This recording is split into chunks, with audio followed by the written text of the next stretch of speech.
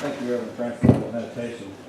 Well, Jack and Jill have been married for, 35, 40 years. I don't know, they've been around a long time. And they, usually take their evening walk together down the street. Well, just last week, excuse me. Last week, Jack and Jill were making their evening walk, and Jill fell down and was unresponsive to Jack. Jack was really concerned, and she, lay there on the ground, and so he had a cell phone with him, and he called 911 and said, "Come help me, please.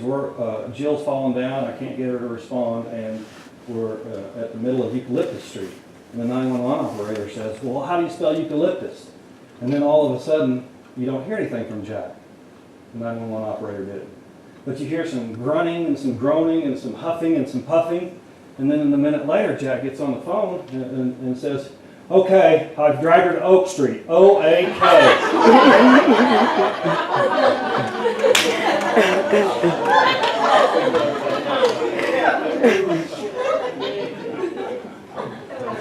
I was wondering how that one would go over.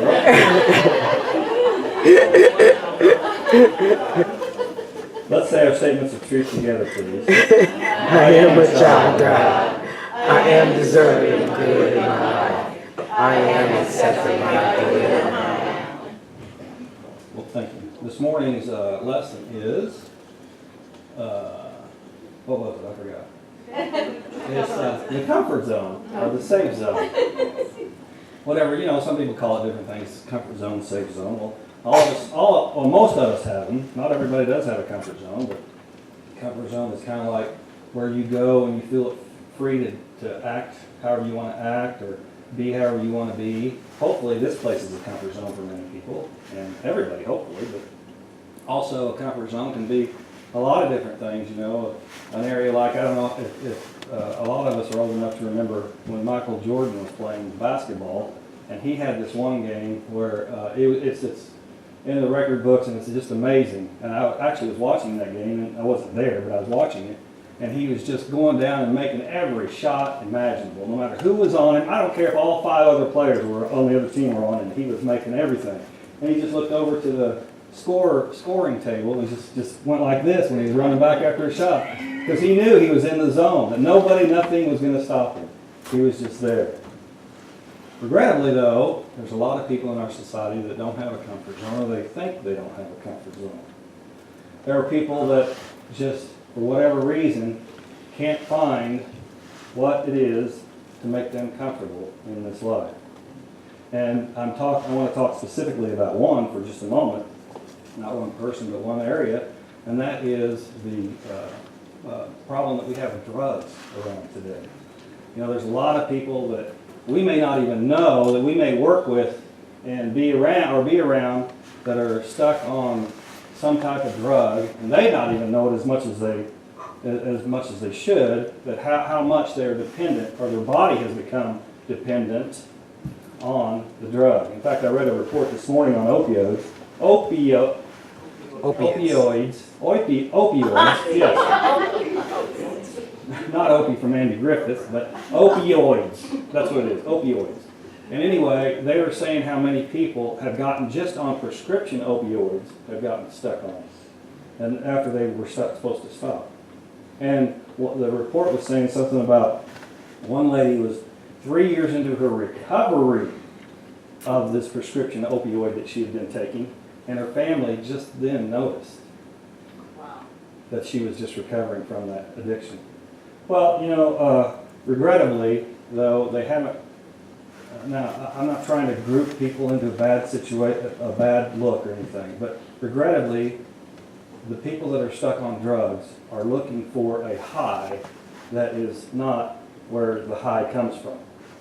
The recreational drugs, or the illegal drugs we know about that people get stuck on too, but a lot of them take it just for that high, that euphoria that they feel for a little bit.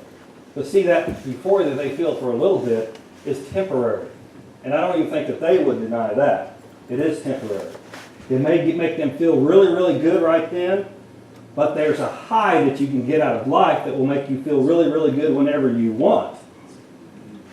And that cocaine, that meth, that whatever illegal drug you're taking that makes you feel that temporary high, believe it or not, you can get that same high from spinach, from green beans, not immediately maybe, but in life, if your body is healthy, you can get that high from life.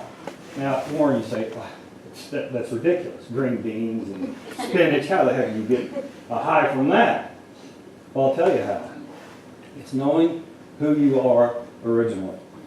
And that is a spiritual being.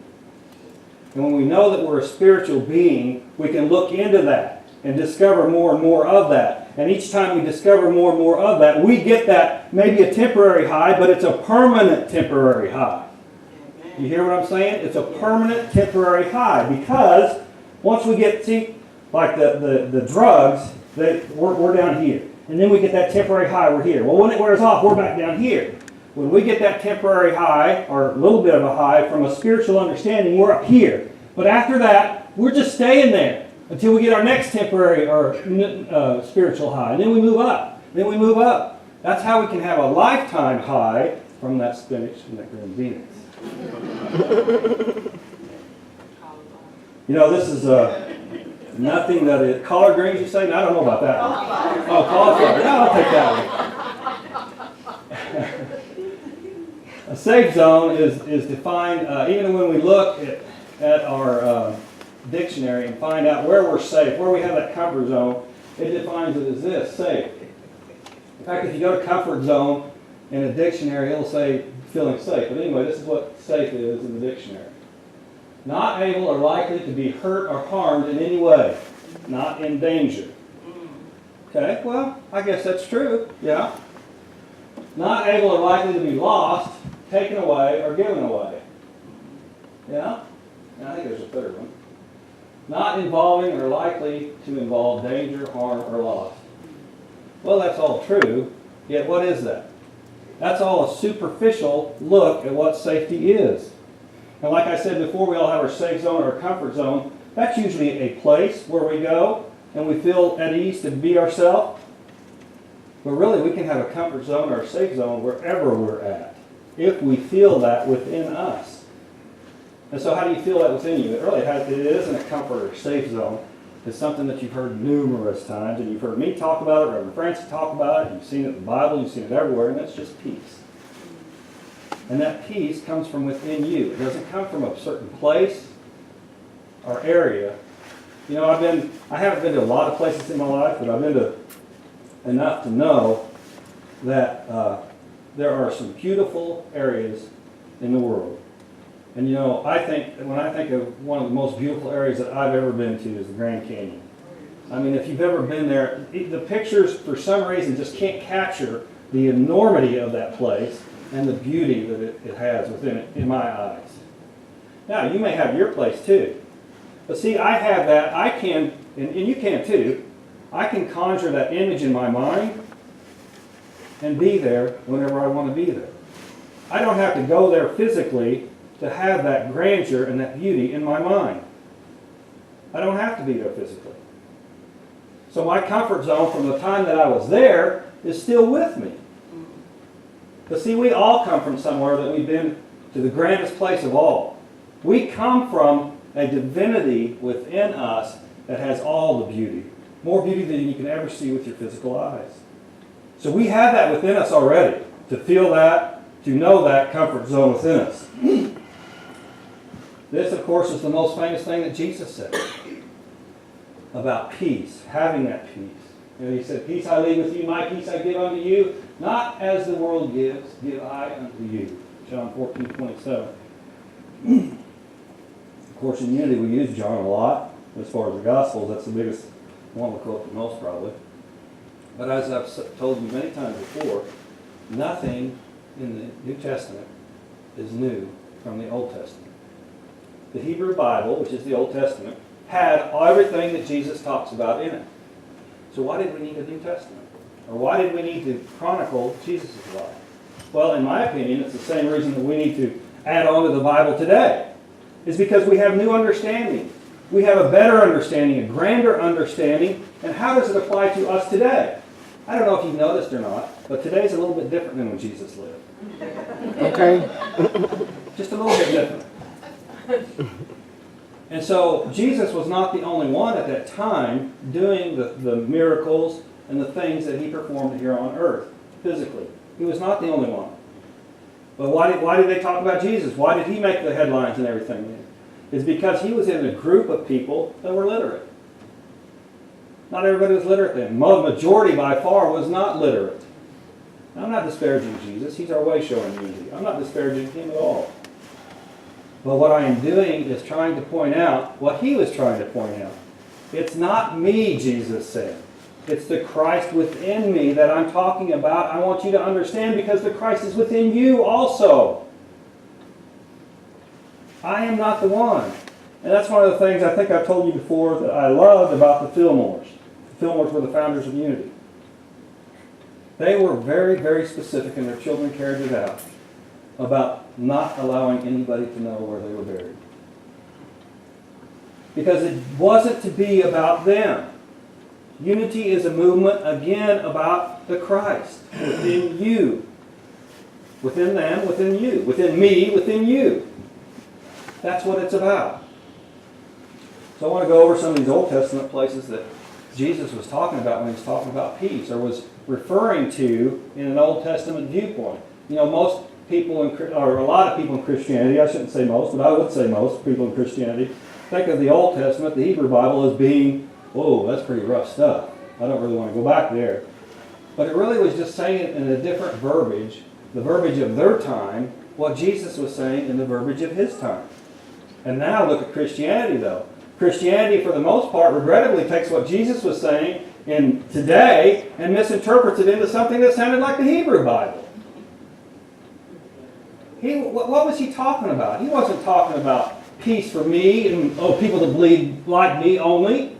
He was a Jew and always a Jew. Jesus was not a Christian.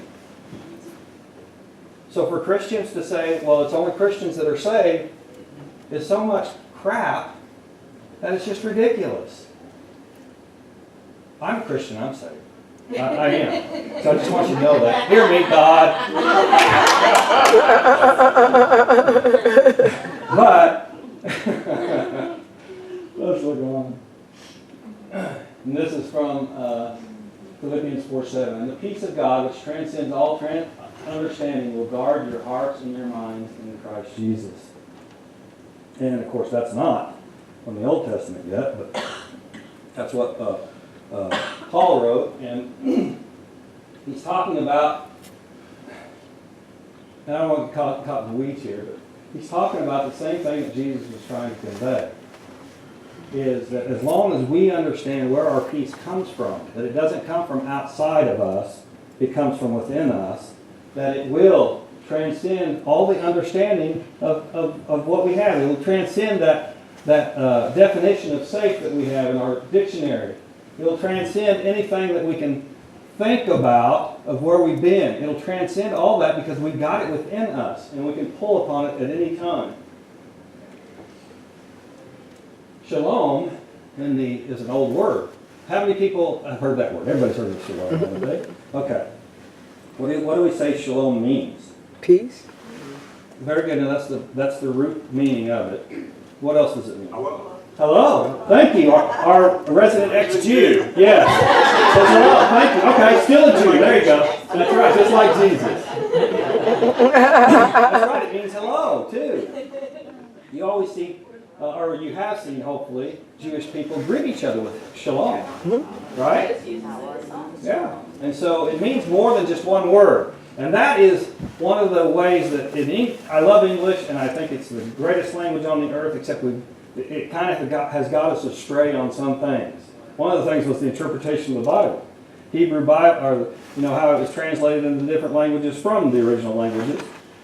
Well, shalom, all the ancient languages, in fact, all the languages still before, one word meant many things. And it depended on the context that you were using that word in to understand what it meant at that time. So if I'm reading something that happened, heck, just yesterday in a foreign language, and I'm reading it without being there and without knowing someone or to tell me what had happened, then I could change the whole meaning of that, couldn't I? Well, I could. I'm telling you, it's true. I could change the whole meaning of that. It's kind of dangerous if you put it into English words, which describe more than any other language, and make it something else. So peace and hello, it's good. And this is really neat. I like this. Which one is it? There you go. That is how you write it in Hebrew. Yeah, except, and hey, I want to tell you something. This is really cool. I found this out about Word. Word 2016 or 2017, what is it? 2016. 2016. If you write a foreign language in Word, you know how a lot of languages, we write left to right. And you know how a lot of them write right to left? I was going along this thing, and when, I was trying to get over here, and so I was starting here, of course, for English, going over here, space bar, space bar. When I got to here, when I space barred, it started over here and came back this way. Isn't that cool? I was amazed. It takes a little to get me excited. That's because I'm pulling it from within, So shalom can mean hello and peace. Let me get a drink. Thank you. So the comfort zone, the word of shalom is spelled without any vowels, like everybody knows, because we used to be the first word for God was what? The Logos, yes. Yahweh was what I was looking for. And Yahweh was spelled just right, Y-W-H. Well, we didn't have vowels. Anyway, shalom, the root word comes from actually salam, but without any vowels, it is S-L-M. That's why there are only 3 letters in the list.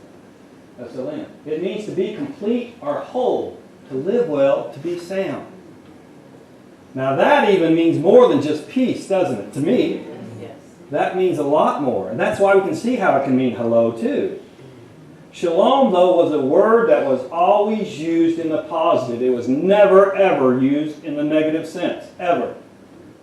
Shalom is a powerful word, really, when we think about it. So it's up there. It means to be complete or whole, to live well, to be sound. I said that before. That's good. I said it twice. I needed to.